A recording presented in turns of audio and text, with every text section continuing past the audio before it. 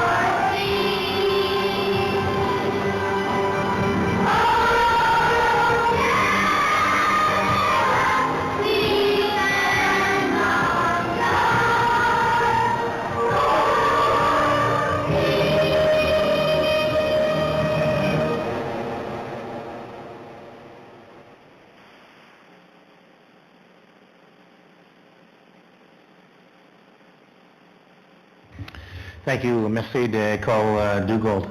I'm going to ask Trustee Dent to read our treaty acknowledgement, please. We acknowledge the traditional land upon which Sunrise School Division resides as Treaty 1 territory. We honor our partnerships with Canada's original peoples and respect the gifts of Indigenous history, culture, and language. We commit to moving forward in partnership with our communities in the spirit of collaboration and reconciliation. Thank you, Trustee Dent. So tonight we have 6 trustees that are present within the room. Trustee Rowan, Trustee Smith, Trustee Nicol, Trustee Boytson, Trustee Dent, and myself. We have 3 that are online: Trustee Rowland, Trustee Reed, and Trustee Harris. All 9 trustees are here.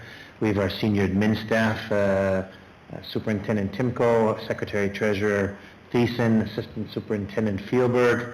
We have our board support, Stacy, and we also have with us from Myers Norris Penny, Wayne Musk, our auditor, and he'll be doing the bulk of the talking tonight. We're going to adopt our agenda, so be it resolved that the board approve our agenda. Does anybody want to make any changes? Moved by Trustee Nicol, seconded by Trustee Boytson. Anybody want to make any changes to our agenda? Good, because I wasn't going to let you do that anyways. We'll on the vote now.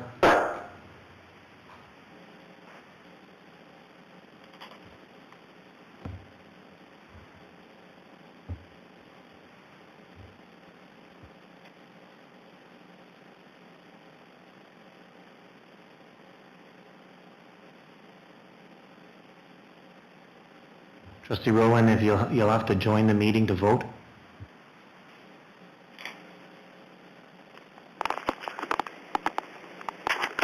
Thank you.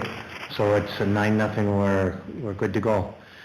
So we're going to have our presentation. So I'm going to open with Jody. I'm going to let you introduce who we have, and we'll go from there. So we'll have a presentation by Wayne Lusk tonight from MNP to identify any audit findings.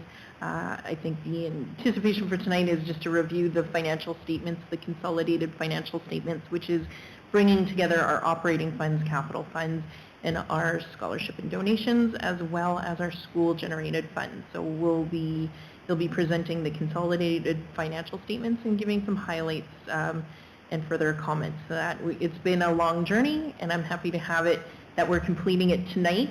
Deadline for these financial statements is October 31st. So I'm happy to hear, even given the weather conditions, we all made it in, even by phone. We'll go through what the findings were tonight. I'll turn it over to Wayne now. Thanks, Jody. Good evening, everybody. As Jody alluded to, we'll go through the frame financial statements at a high level, and we'll start with the independent auditors report. And this is the unqualified audit report, exactly what we're looking for, and I'll read the opinion. In our opinion, the accompanying consolidated financial statements present fairly in all material respects the consolidated financial position of the division as at June 30th, 2023, and the results of its consolidated operations, changes in net debt and cash flows for the year then ended in accordance with Canadian public sector accounting standards. We'll move on to the body here. The management report, we've got the management responsibility for financial statements. So this is basically disclosing what the responsibilities for all parties involved in preparation of financial statements, starting with the management, having to prepare financial statements and notes to said financial statements, and the Board of Trustees being in the oversight role for management and being the liaison with the auditors, and of course the auditors to their role in to opine on said financial statements for the division. Moving on to the consolidated statement of financial position, also known as a balance sheet, we will take a look at some of the material differences year over year, and we'll start with the comparative period with the restated column. And it's been restated for the modified retroactive restatement for asset retirement obligations. It's a new accounting policy for all school divisions this year, for anybody that is under PSAB accounting framework. And so the financial statements were restated for the new obligation for the new policy, as if the policy was in place from the beginning of time for the school division. So we'll move through the financial position, starting with the financial assets and the due from provincial government. We can see that it's down from 5.4 million in 2022 to 3.1 million in 2023. And the difference in timing of receipts is the main difference there, with EPTC being down 1.5 million and Safe Schools grant funding, the receipts being down 500K year over year. Federal government is very consistent at 272,000 compared to 260,000 the prior year. Municipal funding receivable, so this is the special levy receivable, coming in at 20,761,000 compared to 19,830,000. Reflective of the increase in the special levy year over year. Other receivables are very consistent, that being other school divisions and general accounts receivable. Moving into the liabilities section, we can see the overdraft has increased to 13,997,158 compared to 8,112,220. And this is due to a variety of different reasons, but if we flip to the page 4 in the statement of cash flows, we could take a look at how the cash has run through the division for the year. And most notably, it's broken down into operating transactions, capital transactions, and financing transactions. We can see this year, cash has been generated through day-to-day operations of 4.4 million compared to 1.5 million in the prior period. Into the capital transactions, we can see that there was a considerable increase in the volume of capital transactions that occurred in 2023 to the tune of 10,776,723 compared to 5.8 million in 2022. Moving into the financing transactions, which is predominantly the net transaction activity through the debentures, the borrowings from the provincial government, we could see we've got 443,609 an increase in cash compared to 9.4 million in 2022. So if we add all three of these areas together, we've got a decrease in cash, or an increase in overall line of credit of 5.8 million compared to an increase in cash of 4.6 million in the prior period. We add that usage of cash of 5.9 million to the opening bank indebtedness of 8.1 million. We have closing bank overdraft of $13,997,158. And if we flip back to the balance sheet, that's the overdraft line item is $13,997,158. Moving on down through the liability section, we get into accounts payable. We can see it's down from $3.3 million to $762,000 this year. And that's being reflective of the large volume of capital projects that were underway in 2022 at year end and not so much in 2023. Accrued liabilities is up to $2,049,000 compared to $313,945 in the prior year. This is being reflective of the retro pay accrual that has been established here at year end for the outstanding employment contracts that are in play. Employee future benefits, this is represents the non-vested sick leave and mat leave accruals, coming at $835,000 compared to $978,000. Accrued interest payables, so this is the accrued interest on the outstanding debentures at year end, coming at $366,448 compared to $383,730 in the prior year. Moving into due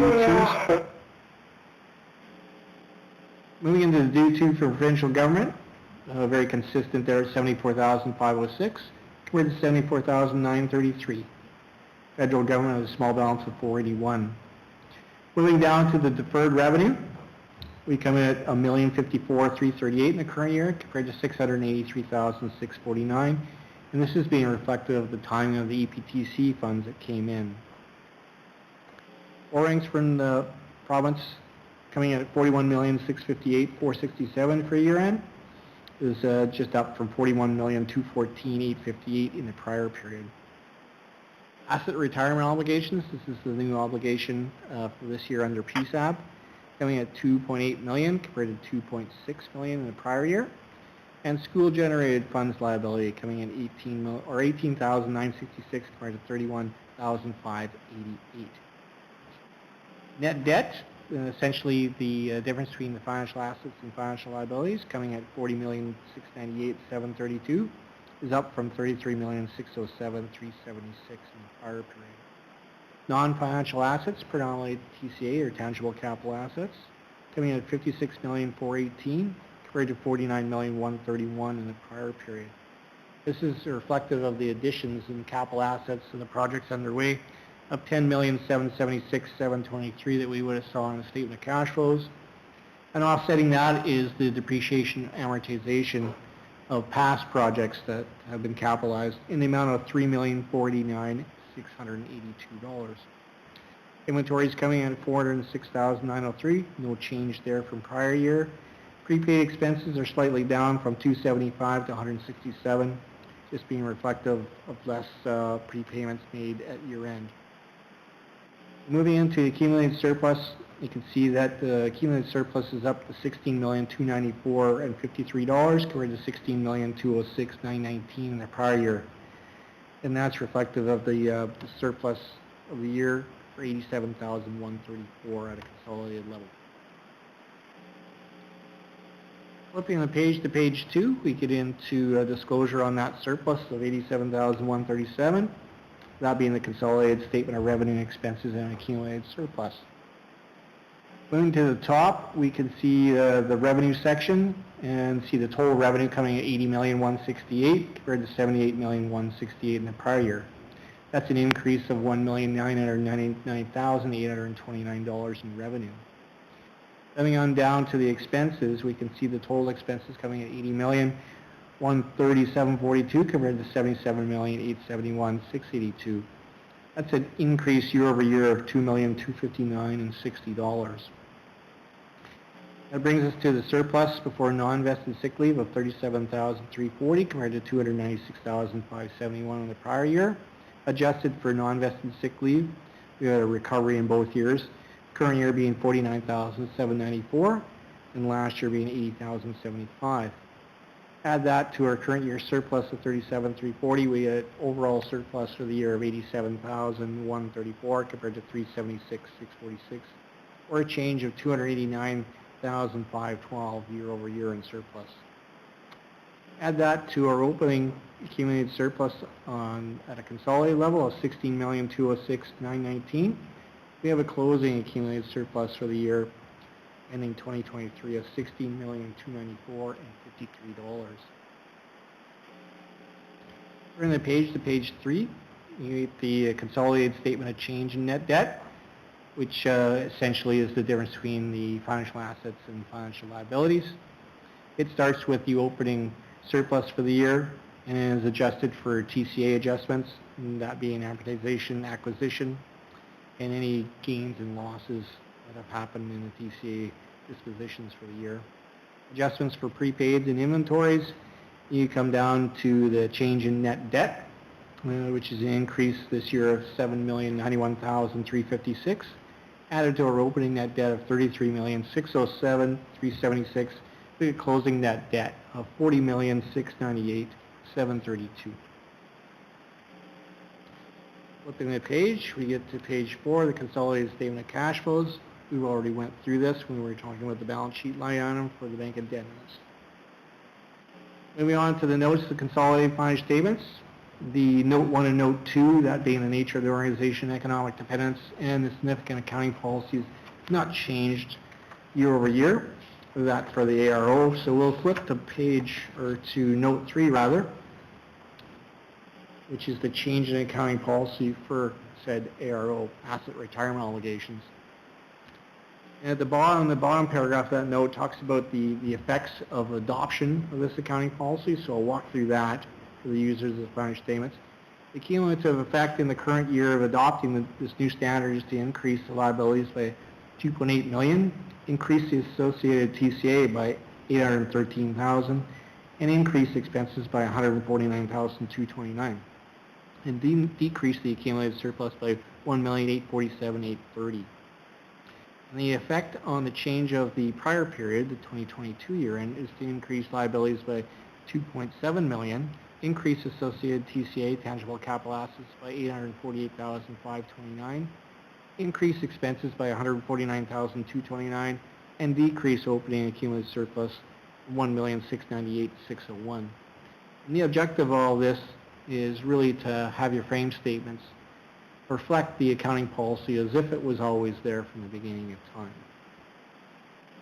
Note 4 gets into overdraft. So it discloses that the division has an overdraft available to it of $27,500,000 and is repayable on demand at prime less 3/4 of a point. And overdrafts are secured by temporary borrowing bylaws. And the fact that prime rate was 6.95% at year end compared to prior year at 2.95. Note 5 gets into employee future benefits disclosure, and the fact that there's a defined contribution plan run by an SBA, and the fact that division's contribution the current year is $411,033 compared to $562,961 in the prior year. And the fact that the employee future benefits liability line represents non-visited sick leave, as well as maternity and parental leave payables. Note 6 gets into the disclosure of deferred revenues, so this would be program monies that have been received by June 30th, 2023 that are related to the 2023-2024 operating year. And these amounts come in totaling in the various programs of $1,054,338 at year end. Note 7, school generated funds liability. So this is the fact that the dollars that are not in the control of the school division, that are in the school generated funds liability, comes in to be $18,966,000 compared to $31,588 in the prior period. Note 8 gets into the debenture debt disclosure, and the fact that the debenture carry interest rates vary from 2.375 to 6.375% per year, and further disclosure of the 5 years of repayments at the bottom of the table, 2024 through 2028, and $19,185,442. Note 9 gets into other borrowings, and the fact that there's payments $25,000 plus interest at a fixed rate of 1.88 per annum, and the demand and term loan principal and interest repayments is in the schedule down below from 2023 through to 2026, totaling $1,423,937. Note 10, asset retirement obligations. There's further disclosure on that obligation that the balance at the beginning of the year, $2,696,359, is increased by the accretion in the current year of $114,595, and closing obligation is $2,810,954, which ties into the balance sheet line item. Note 11 gets further disclosure into net tangible capital assets, or the bricks and mortar and equipment of the school division, and the fact that page 23 of the frame statement has the disclosure of all the line items in that category. Note 12 is further disclosure of accumulated surplus, and the fact that this is a consolidated financial statements, and it's made up of the operating fund, capital fund, and special purpose fund, accumulated surplus lines, telling $16,294,053 compared to $16,206,919 in the comparative year. Note 13, disclosure on municipal government, property tax, and related due from municipal government receivables. So this is surrounding the special levy, both the revenue side and the receivable side. And you can see the total revenue for the year of $34,123,683 compared to $33,298,837 in 2022 for total revenues and special levy. And the receivable related to that, outstanding at the end of the year in June 30th, 2023, is $20,761,064 compared to $19,830,369. Note 14 is disclosure surrounding interest received and paid, and this is broken down between the two applicable funds, that being the operating fund and capital fund, totaling $2,039,319 compared to $1,372,863 in overall interest expense. And it's noted that interest received during the year was $172,533 compared to $46,815. Also noted that the accrued portion of the debenture interest is $366,448 compared to $383,730. And this will show up as an accounts payable as well as a corresponding accounts receivable from the province as it is fully funded. Note 15, expenses by object, a requirement under PSAB reporting. And you can see the total expenses for 2023 coming in at $80,137,42, and the total expenses for 2022 coming at $77,871,682. And the budget column coming at $72,101,960, and it's noted that the budget column is for the operating fund and not at the consolidated level. Note 16, non-financial information. So it just notes that there are various stats that are in the frame statement then that are not audited, and they're presented for information purposes only. Note 17, capital management.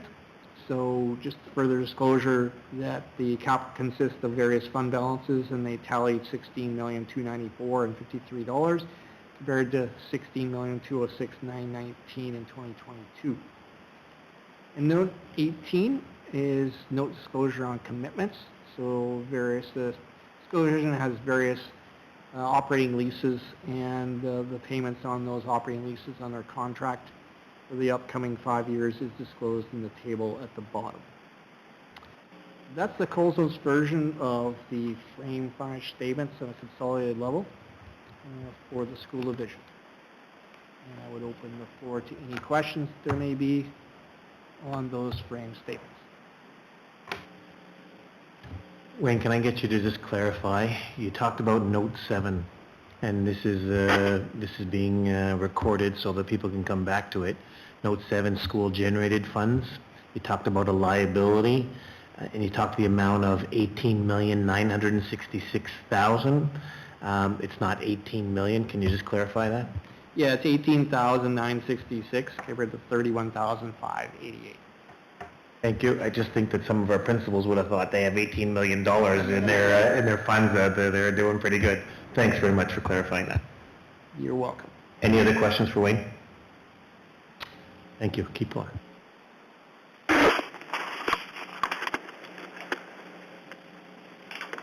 No questions, so go ahead, Wayne. Very good. And there's two other financial statements on the docket here tonight. one being the Sunrise School Division Scholarship and Donation Fund financial statements. Not a lot of transactions happen on that fund throughout the year. It is an unqualified audit report, exactly the report that we were looking for. The balance sheet is pretty straightforward, not a lot of change year over year. That's page 1, and you get into page 2. Not a lot of change. We've got a little bit more volume in scholarships and awards, being reflective of post-COVID, and a lot more activity that is being generated through the donation fund. We've had a deficit of $95,339 compared to a surplus of $144 in the prior period. And again, just being reflective of the volume of scholarships and awards that have been paid out. Surplus for the year comes in at $274,984 compared to $370,323 in the prior year. That's the Coles Notes version of the Sunrise School Division Scholarship and Donation Fund. And we have the Ada and Dyson Hewitt Scholarship Fund is the second of the scholarship fund and third financial statement here this evening. And again, it has a qualified audit opinion, and it's qualified for the charitable organization donations and completeness, standard for a nonprofit organization financial statement. Statement of financial position, not a lot of change year over year. As you can see, the accounts payable and the cash. And the activity, if we flip to page 2, the statement of operations and changes in surplus. Again, there's an excess of surplus for the year of $799 compared to a deficiency in operations of $3,204 in the prior year, and just being reflective of the scholarship volume differences between those 2 years. Comes in with a surplus of $13,405 at year-end. That's that scholarship fund. I would open the floor to any questions on those 2 statements. Any questions for Wayne from anyone? Any questions online for Wayne? Okay, there's none. Thanks very much. You're welcome. Thank you. Wayne, I think that the word that I was looking for, I'm just going to get you to clarify, and then for the people that are like me and listening, is that we've got a clean bill. The audit went very well, and you told us earlier that you were real happy with the work that our secretary treasurer and our staff did. Is that can you just clarify that for us, please? Yes, that's exactly it, Paul. A great job done by the finance team, and in a situation, a year that we found ourselves adopting new policies and done in a compressed time frame. So kudos to the team. Thank you. Jody, that feels pretty good. So good job, Jody, for the work that you did. That's kind of the information that I wanted. Anyone else want to share? Okay. So we have 3 motions that we need to put forward. So the first motion, be it resolved that the board accept the draft audited financial statements for the Sunrise School Division to June 30th, 2023 as presented. And the mover and a seconder, moved by Trustee Smith, seconded by Trustee Dent. Any questions to it? Okay, hearing none, we'll vote.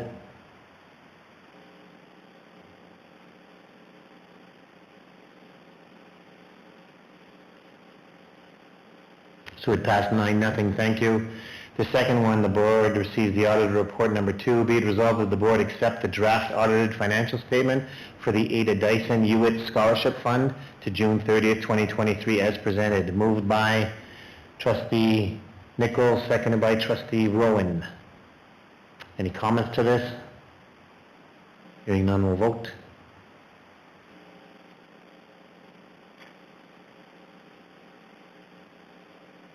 And it passed 9-0. And be it resolved that the board accept the draft audited financial statements for the Sunrise School Division Scholarship and Donation Fund to June 30th, 2023 as presented. Need a mover and a seconder. Moved by Trustee Rowan, seconded by Trustee Boytson. Any comments? Hearing none, we'll vote.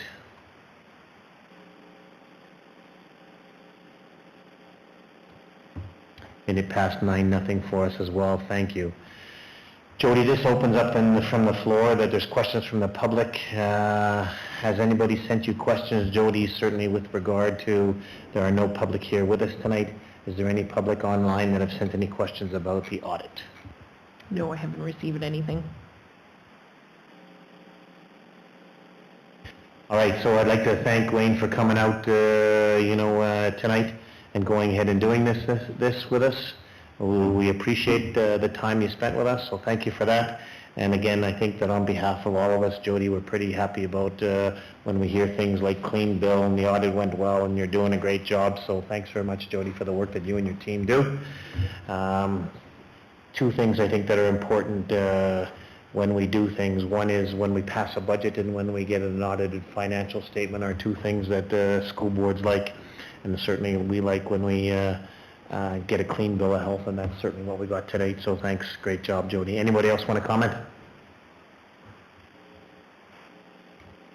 Okay, so we're adjourned then. Thanks very much for doing this tonight, group, and we'll see you next week sometime. Thanks very much. Thanks, people online. Okay, good night. Good night. Good night, guys. Good night.